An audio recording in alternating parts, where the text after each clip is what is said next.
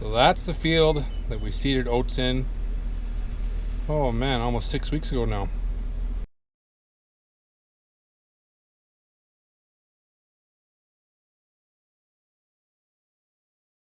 Not many oats there, eh? That was an epic fail. Something went wrong, so we are reseeding. By now we should be taking the first cut of these oats, so it's, yeah, even if this stuff that goes in today does grow well, we'll get one cutting off it. That'll be good, but we'll be short some feed. But such is farming. That's the way she goes. It's a bit of a roll the dice, you gamble. It's so weather dependent. You know, something as small as a malfunction on a piece of equipment, it can set you back quite a ways. So you need to be very resilient in order to do this thing, folks. It's not all fun and games. It's yeah, we've had some not sleepless nights, but just a lot of conversations over this, a lot of what the heck are we going to do now. Quite a bit of frustration, but that's just what happens. So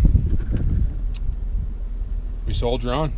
We start fresh, put new seed in the ground, and fingers crossed, and I pray to the man upstairs that she grows and we have some feed for the cows.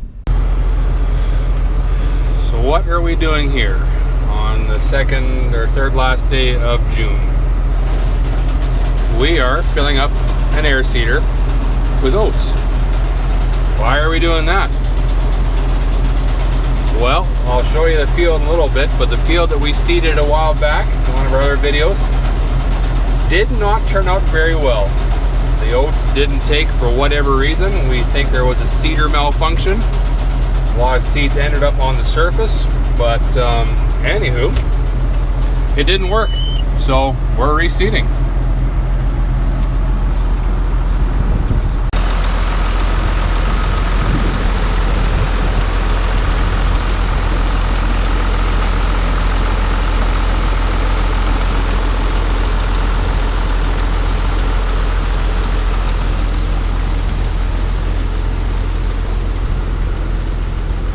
This is actually my neighbor Caleb, the young fella trying to get his start in farming, and he's got himself a Morris drill. He does some custom seeding with it.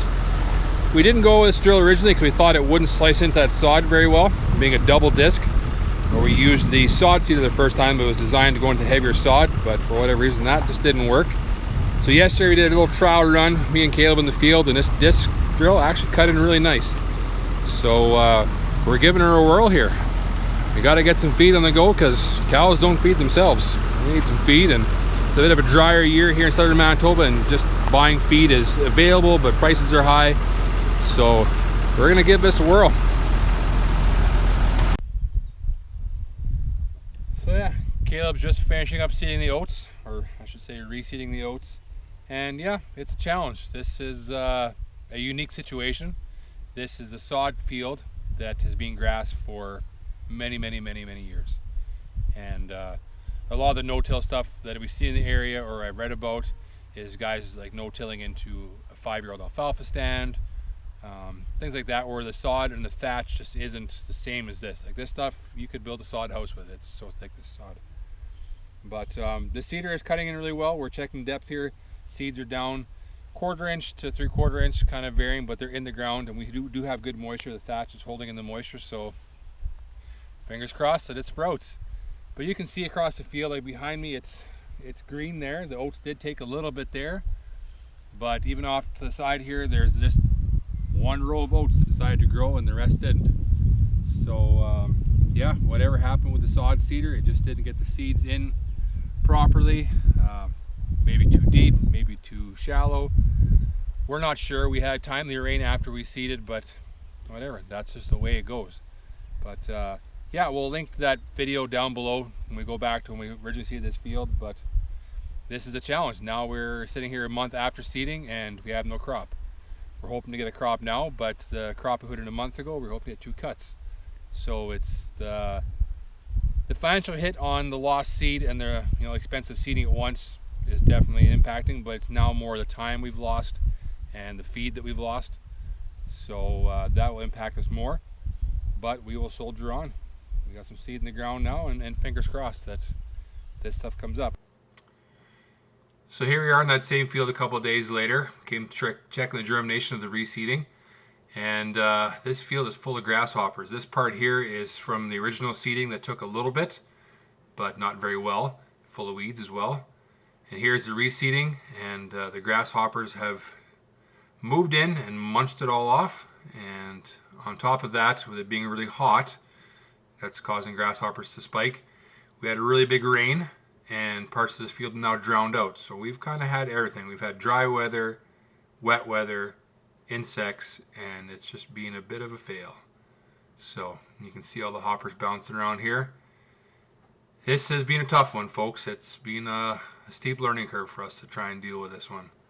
But she is what she is.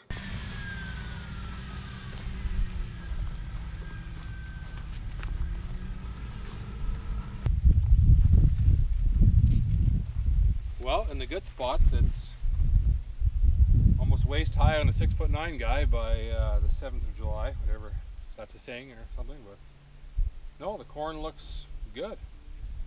We had a very much needed rain on the weekend, and corn is looking, for the most part, pretty good.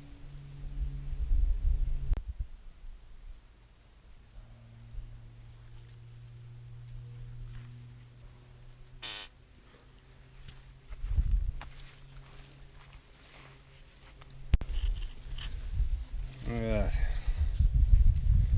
That is just pure sand.